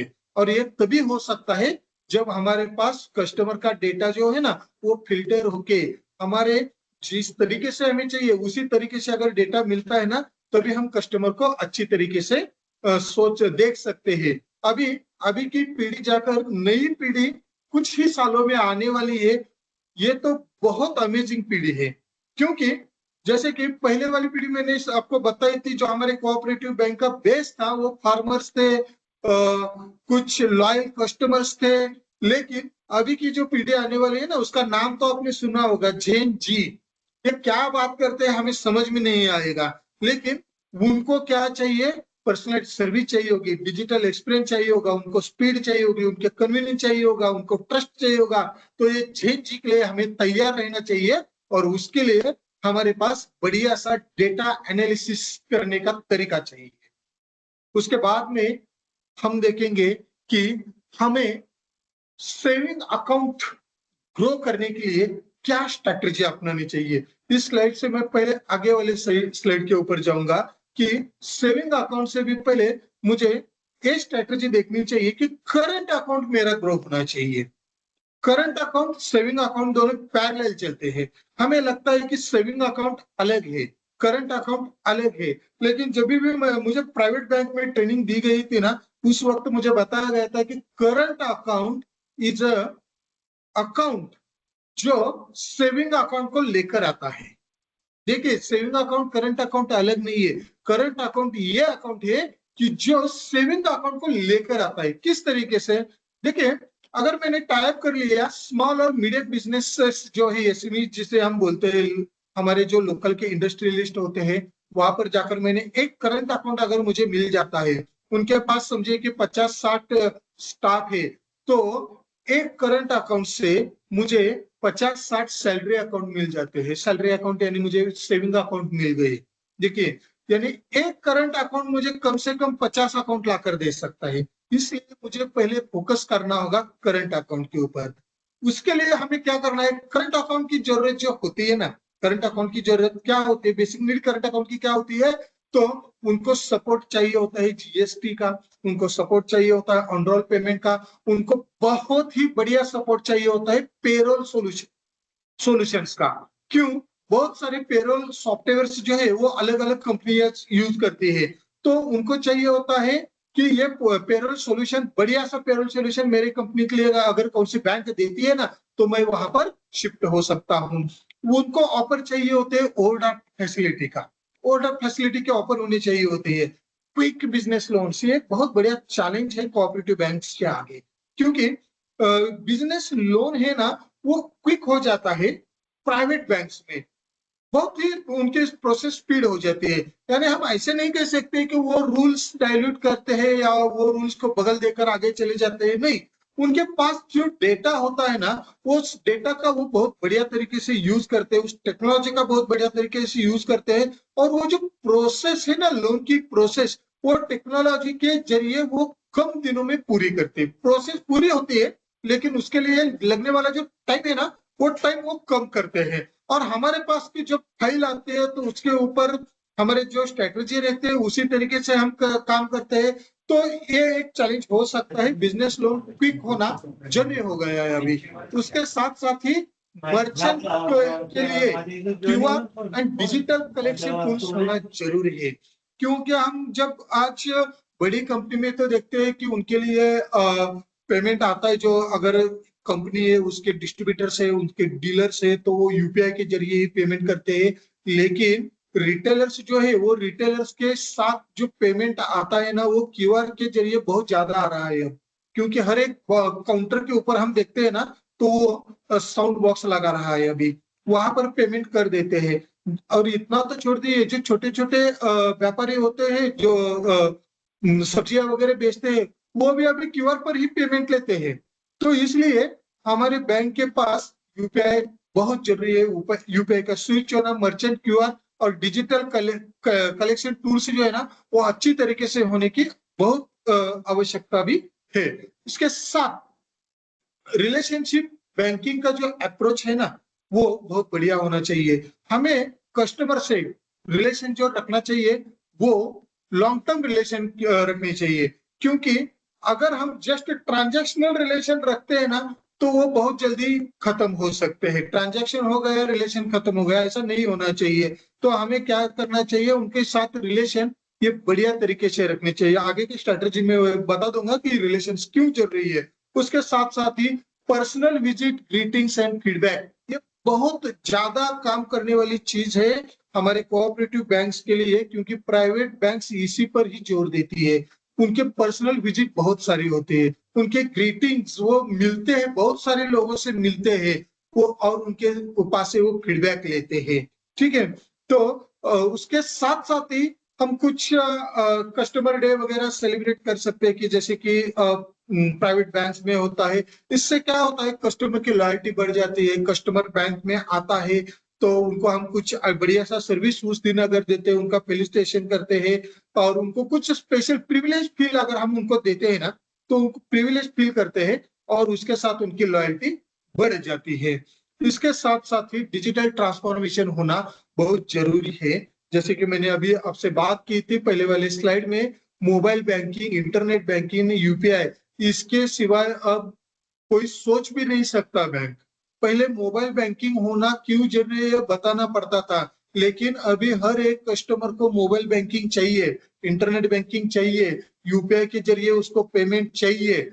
और उसके साथ साथ train customers to use digital platform. मुझे अभी पहले लगता था कि कस्टमर को ट्रेनिंग की जरूरत होगी, लेकिन अभी बहुत कम कस्टमर को ट्रेनिंग की जरूरत है, लेकिन वो डिजिटल प्लेटफॉर्म का बढ़िया सा यूज कर रहे हैं। और प्राइवेट बैंकों ने ये काम ऑलरेडी कर दिया है। कस्टमर को ट्रेन करने का, उनका अवेयरनेस बढ़ाने का काम जो है ना, वो प्राइवेट बैंक ने कर दिया है, गवर्नमेंट ने कर दिया है, नेशनल बैंक ने कर दिया है। हमें खाली उसका बेनिफिट उठाना है। और कुछ ऑनलाइन ट्रांजैक्शन के लिए प्राइवेट बैंक्स जो है ना, वो ऑफर भी देती है। जैसे कि हम अगर मोबाइल परचेस करने जाते हैं और हमारे पास किसी बैंक का क्रेडिट कार्ड होता है, या किसी बैंक से हम पर्टिकुलर बैंक का हम क्रेडिट कार्ड वगैरह यूज करते हैं, तो वो 2000-3000 तक कैशबैक वो देते हैं। ऐसा कुछ इंसेंटिव, ये आपका स्ट्रेटेजिकल पार्ट होगा, मैं उसके ऊपर ज्यादा नहीं बात करूंगा। हाँ, लेकिन ब्रांच लेवल इनिशिएटिव हम कुछ ले सकते हैं कासा ग्रोथ के लिए। उसकी स्ट्रेटेजी मैंने आगे दी है, इसलिए मैं थोड़ा सा स्पीड से जा रहा हूँ। ब्रांच लेवल में हम कुछ काम कर सकते हैं। इसके बाद मैं हमें कुछ एक्शन प्लान के ऊपर, मैं पहले वाले स्लाइड्स थे वो खाली इंपॉर्टेंस बता रहे थे, लेकिन अब मैं इस स्लाइड पर आता हूं, क्योंकि यहाँ पर हमें एक्शन प्लान डिस्कस करेंगे हम कि कासा का ग्रोथ हमें कैसा करना चाहिए। पहले बात तो हमें क्या करना चाहिए, अगर हमें जेन्युइनली कासा के ऊपर काम करना है, हमारे कासा अकाउंट, करंट अकाउंट और सेविंग अकाउंट अगर हमें क्विक इंक्रीज करनी है ना, तो उसके ऊपर जेन्युइनली काम करना होगा। क्या काम करना होगा? सबसे पहला काम हमें करना होगा, मिशन मोड के ऊपर हमें चलना होगा। जनरली देखिए, सभी बिजनेस में, कौन सा भी बिजनेस आप लीजिए, सभी बिजनेस में 10% की ग्रोथ हर साल होती है, रहती है। कुछ अपवाद हम छोड़ सकते हैं, कुछ जगह पर निगेटिव हो जाता है बिजनेस, लेकिन जनरल हम देखते हैं ना, तो 10% की ग्रोथ तो होती ही रहती है। ये नेचुरल ग्रोथ बोलते हैं इसे। अगर मेरा बिजनेस लास्ट ईयर 100 रुपए का बिजनेस कर रहा था, तो नेक्स्ट ईयर वो 110 रुपए का बिजनेस करेगा ही करेगा। इसमें मेरी ज्यादा एफर्ट्स कुछ नहीं है, क्योंकि ये नेचुरल ग्रोथ है। क्योंकि इन्फ्लेशन बढ़ जाता है, मनी वैल्यू बढ़ जाता है, पॉपुलेशन बढ़ जाती है, इसी वजह से 10% की ग्रोथ किसी भी बिजनेस में नॉर्मल ग्रोथ मानी जाती है। अगर यही रूल हम अपने बैंक के ऊपर अप्लाई करें, तो हमारे जो बैंक के अकाउंट्स है ना, भले सभी तरीके के अकाउंट्स, और स्पेशली अगर कासा अकाउंट्स है, ये अगर हमारे हर साल 10% ग्रो कर रहे हैं ना, वो natural growth, efforts less growth मैं उसे बोल सकता हूँ। ऐसा नहीं है कि प्योरली एफर्ट्स लेस है, उसके लिए आप एफर्ट्स जरूर लेते होंगे, लेकिन ये ग्रोथ ठीक ठाक ग्रोथ है। ड्रास्टिकली ग्रोथ अगर करना है ना, तो हमें इसके ऊपर काम करना पड़ेगा। इसके लिए क्या करना पड़ेगा? तो हमें मिशन मोड पर जाना पड़ेगा। मिशन मोड क्या होता है? तो हमें कुछ टारगेट ऐसे रखने चाहिए, हमें कुछ टारगेट ऐसे डिफाइन करने चाहिए कि जो बहुत बड़े हो और हमें उसे टारगेट का डर लगे। जब हमें टारगेट का डर लगता है ना, तभी वो टारगेट मिशन मोड पर होता है। समझिए, अगर आपके बैंक में जितने भी अकाउंट है और आपने कासा अकाउंट के लिए टारगेट ले लिया कि अगर मेरे बैंक में 100 कासा अकाउंट है ना, तो इस साल में मैं इस अकाउंट को 100% ग्रो करूंगा, यानी इस साल में मैं और 100 अकाउंट जुड़ेंगे इस अकाउंट्स में, यानी मेरे 200 अकाउंट हो गए, यानी 100% ग्रोथ में लाने वाला हूं। 10%, 20% या 50% कासा ग्रोथ नहीं, 100% ग्रोथ लाने हो। जब ये सोचेंगे ना, तो आप भी मुझे कहेंगे, सर आप तो इसमें नहीं है, हमें पता है इसमें क्या दर्द होता है, हमें पता है कि किस तरीके से मार्केट है, किस तरीके से मार्केट से निगेटिविटी आती है, किस तरीके से डिनाई हमें फेस करना पड़ता है। सब कुछ ठीक है, सब कुछ ऐसा, सभी जगह पर ऐसा होता है, लेकिन हमने टारगेट ही ऐसा ले लिया जो हमें इम्पॉसिबल लगे। जो पॉसिबल लगता है ना, वो टारगेट नहीं होता, वो काम होता है। लेकिन जो इम्पॉसिबल लगता है ना, वो मिशन होता है, और हमें मिशन मोड पर काम करना चाहिए। इम्पॉसिबल काम भी हमें पूरा करने के लिए मिशन मोड पर जाना होगा। और वो मिशन मोड क्या होता है? जब मैं बोलता हूं कि मैं 100% ग्रोथ लाऊंगा, तब मेरे कलीग मुझ पर हंसना चाहिए, क्या बात कर रहा है पागल जैसी, इतना तो हो ही नहीं सकता, ये तो कुछ भी बकला रहा है, ये तो कुछ भी बोल रहा है, ये तो पागल हो रहा है। ऐसा जब मेरे कलीग बोलेंगे ना, तब सोचना कि यस, ये मिशन लेवल का टारगेट है। अगर आपके सीनियर्स, आप अगर सीनियर्स के सामने, आपके डायरेक्टर बॉडी के सामने ये प्रपोजल रखते हैं कि इस साल में 100% ग्रोथ लाऊंगा, इतना टारगेट में लेने वाला, और वो सब आपके ऊपर हंसे, अच्छा अच्छा ठीक है, आपको टॉन्ट मारे, ठीक है तू कर सकता है, ऐसा बोले, तब आप समझ जाना कि यस, ये एक्चुअली मिशन लेवल का टारगेट है। और जब हम मिशन लेवल के टारगेट लेकर चलते हैं, जो टारगेट हमें ऐसा लगता है कि अरे ये अचीवेबल नहीं है, और उसके लिए फिर भी मुझे काम करना है ना, तब वो मिशन हो जाता है। अगर कोई भी बंदा मिशन के साथ काम में उतरे ना, तो वो डेफिनेटली रिवॉल्यूशन ला सकता है। हमें इस तरीके से सोचना चाहिए कि मैं ऐसा काम करूंगा कि इससे पहले, मैंने तो छोड़ दीजिए, मेरे बैंक में किसी ने भी ऐसा काम नहीं किया, इतना ग्रोथ मैं इस साल लाऊंगा ही लाऊंगा। इस मिशन से जब मैं उतरूंगा ना, तो मुझे ग्रोथ अच्छी खासी मिल सकती है। इसके लिए क्या करना है? मुझे पेन और पेपर लेना चाहिए, और उस पर मेरा मिशन लिखना चाहिए, उस पर हेडिंग लिखना चाहिए, माय मिशन। उसको आप कुछ भी नाम दीजिए, उसको पेपर पर लिखना चाहिए।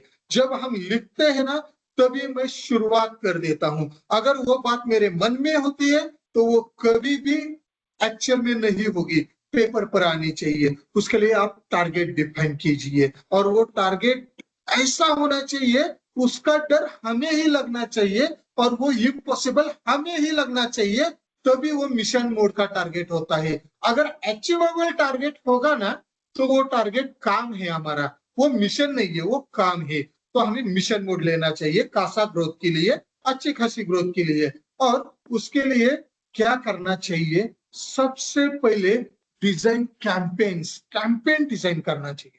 ठीक है, मैंने 100% ग्रोथ का मिशन ले लिया है, मैंने मेरे कलीग को बता दिया है, मेरे कलीग्स को बता दिया है, मेरे डायरेक्टर्स को बता दिया है।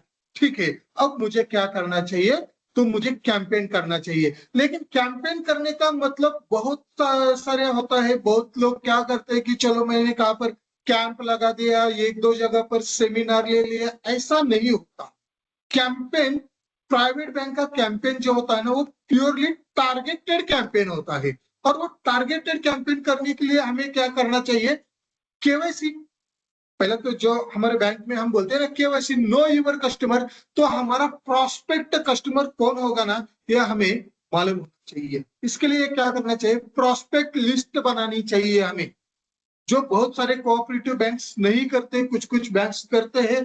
हमें प्रोस्पेक्ट लिस्ट बनाना चाहिए। अगर मुझे 100% ग्रोथ चाहिए ना, तो मुझे कस्टमर की लिस्ट, प्रोस्पेक्ट कस्टमर की, एग्जिस्टिंग कस्टमर नहीं, प्रोस्पेक्ट कस्टमर की लिस्ट बनानी चाहिए और उसके हिसाब से मुझे कैंपेन डिजाइन करना चाहिए। इसके लिए मेरे प्रोस्पेक्ट कौन हो सकता है, ऐसी कंपनीज मेरे प्राइम प्रोस्पेक्ट होगी जिनके पास 100 से ज्यादा एम्प्लॉयज होंगे।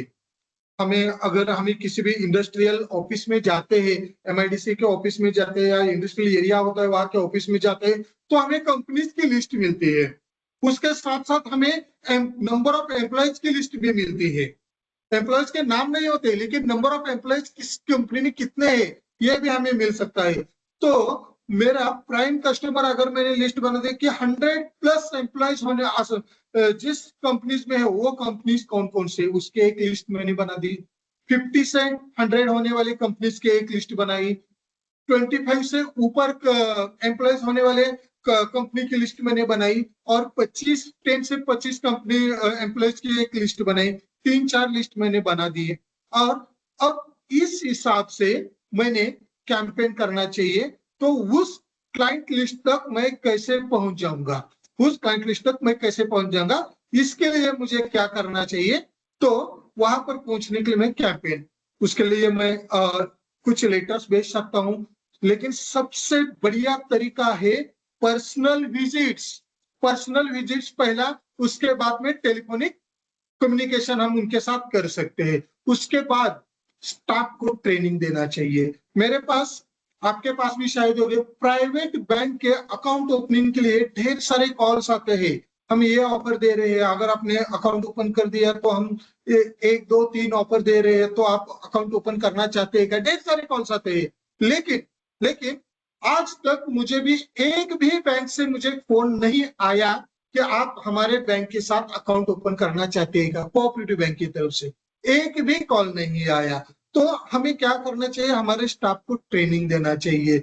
उसके बाद उनकी मेंटालिटी चेंज होनी शुरू हो जाएगी। 1 सेकंड, 5 मिनट मीटिंग है, 5 मिनट, ओके। उसके बाद हमें ये जो प्रोसेस है ना, प्रोसेस लिखनी चाहिए कि मैं कैंपेन किस तरीके से करने वाला हूँ, कब करने वाला हूँ, कौन करेगा ये, किस तरीके से मैं उनके साथ बैठूंगा, किस तरीके से उन कंपनियों को मैं कम्युनिकेट करूंगा।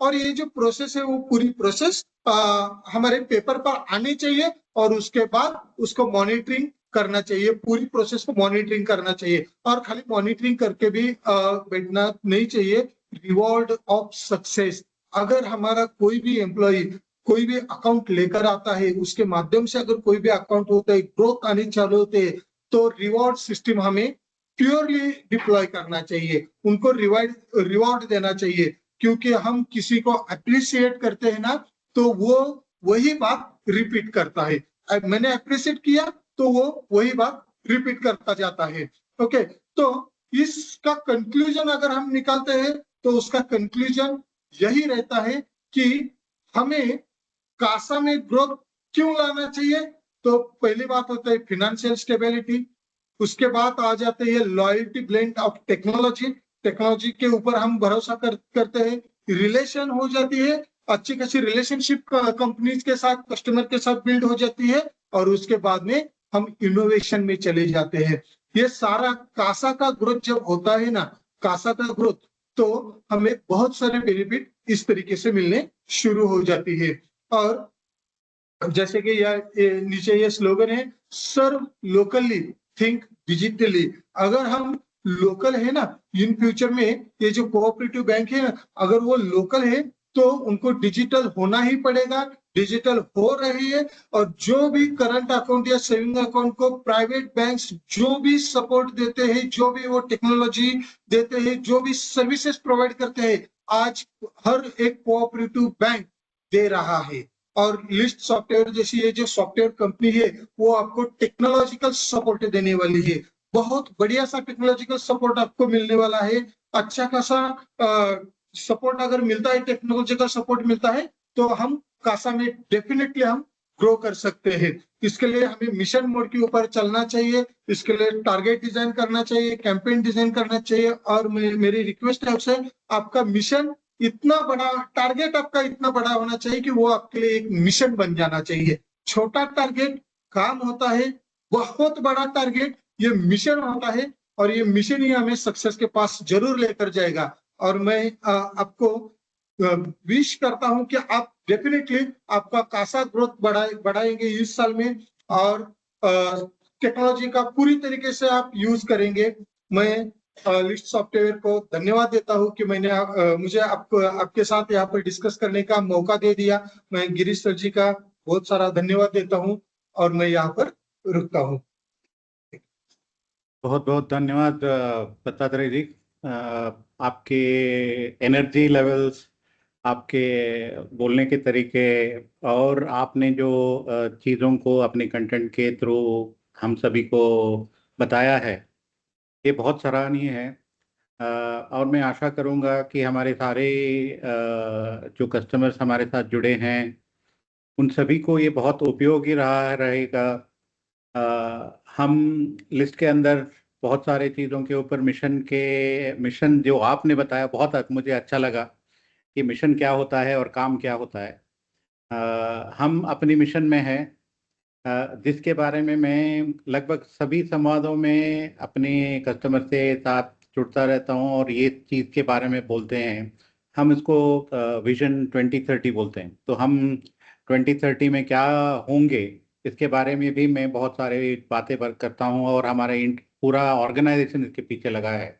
और मैं चाहता हूं कि सारे जो हमारे कस्टमर्स आज जुड़े हैं, अगर उनमें से किसी को कोई भी कुछ डाउट्स है, कुछ क्वेश्चंस है, वो अभी डायरेक्टली पूछ सकते हैं, नहीं तो वो चैट पे क्वेश्चन भी डाल सकते हैं। ऐसा हमने पहले ही बोल के रखा था।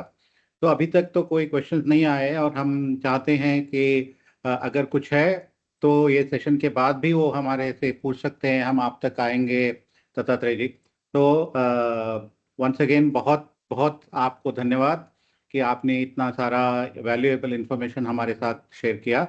और क्योंकि बहुत सारे क्वेश्चंस नहीं है, तो हम इस सत्र को अभी इस बार खत्म करते हैं। तो सभी को दीपावली की बहुत बहुत बधाई, और अगले संवाद में नए की नोट के साथ हम मिलेंगे। Dattatreya ji, thank you so much. Very happy Deepavali to you. Thank you everyone.